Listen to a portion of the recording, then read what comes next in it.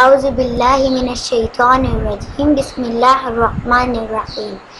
السلام علیکم پیارے بچوں، لائف ویب ٹی وی کی نئی ویڈیو کے ساتھ ہم حاضر ہیں۔ اگر آپ نے ابھی تک ہمارا چینل سبسکرائب نہیں کیا تو مزے کی ویڈیوز دیکھنے کے لیے ہمارا چینل جلدی سے سبسکرائب کر لیں، اور ہاں، بیل آئیکن کو پریس کرنا مت بھولیں۔ چلیں تو پھر شروع کرتے ہیں۔ اعوذ باللہ من الشیطان الرجیم بسم اللہ الرحمن الرحیم۔ السلام علیکم دوستو، آج ہم اسلامیات کا پہلا سبق پڑھیں گے جس کا نام توحید ہے۔ تو چلیں اب ہم شروع کرتے ہیں۔ عرب میں ایک بازار تھا، اس کا نام عکاظ تھا۔ مکہ کے لوگ اور دوسرے ملکوں سے آنے والے تاجر اسی بازار میں خرید و فروخت کیا کرتے تھے۔ ایک دن لوگ بازار میں معمول کے مطابق کاروبار میں مصروف تھے۔ اچانک انہوں نے ایک آواز سنی۔ کوئی شخص بلند آواز میں کہہ رہا تھا، اے لوگو، لا الہ الا اللہ کا اقرار کر لو، تم کامیاب ہو جاؤ گے۔ لوگوں نے دیکھا تو وہ ہمارے پیارے نبی حضرت محمد صلی اللہ علیہ وآلہ وسلم تھے۔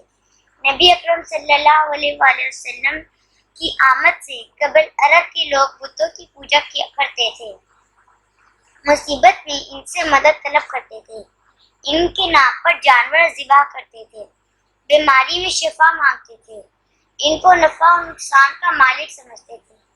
نبی اکرم صلی اللہ علیہ وآلہ وسلم لوگوں کو بتوں کی پوجا سے منع کرتے تھے اور ایک اللہ کی عبادت کرنے کی دعوت دیتے تھے۔ آپ صلی اللہ علیہ وآلہ وسلم انہیں بتاتے تھے کہ کائنات کا خالق، مالک اور رازق صرف اللہ ہی ہے۔ زندگی، موت اور بیماری سے شفا دینے والا بھی وہی ہے۔ وہی مدد کرنے والا اور مصیبت دور کرنے والا ہے۔ وہی دعاؤں کو سنتا ہے، اس لیے صرف اسے پکارنا چاہیے اور اسی سے مانگنا چاہیے۔ اللہ تعالیٰ کو ایک اور ماننا اور اس کے ساتھ کسی کو شریک نہ ٹھہرانا توحید کہلاتا ہے۔ یہ اسلام کا بنیادی عقیدہ ہے۔ کلمہ طیبہ کے پہلے حصے لا الہ الا اللہ محمد رسول اللہ یعنی اللہ کے سوا کوئی معبود نہیں ہے میں توحید کا اقرار کیا جاتا ہے۔ اللہ تعالیٰ نے سورہ اخلاص میں کہا، خاص طور پر توحید کا سبق دیا ہے۔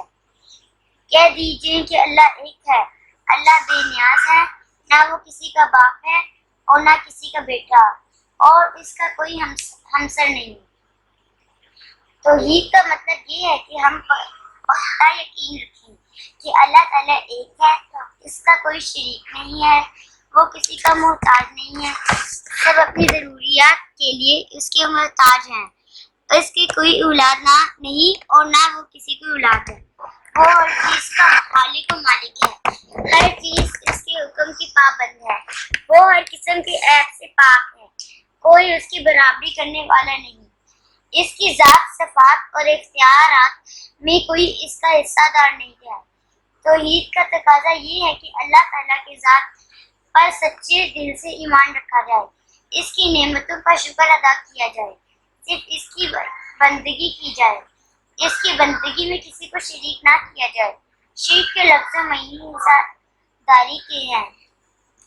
اصطلاح میں اللہ تعالیٰ کی ذات، صفات اور اختیارات میں کسی اور کو بھی شریک سمجھا شرک کہلاتا ہے۔ شرک بہت بڑا گناہ ہے اور یہ اللہ تعالیٰ کو بہت ناپسند ہے۔ ہمیں چاہیے کہ ہم ہمیشہ توحید پر قائم رہیں، صرف اللہ تعالیٰ کی بندگی کریں، اس کے ساتھ کسی کو شریک نہ بنائیں۔ شکریہ۔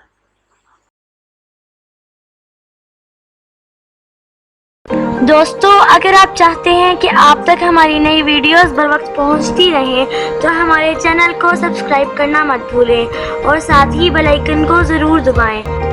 ملتے ہیں اگلی ویڈیو میں، تب تک کے لیے خدا حافظ۔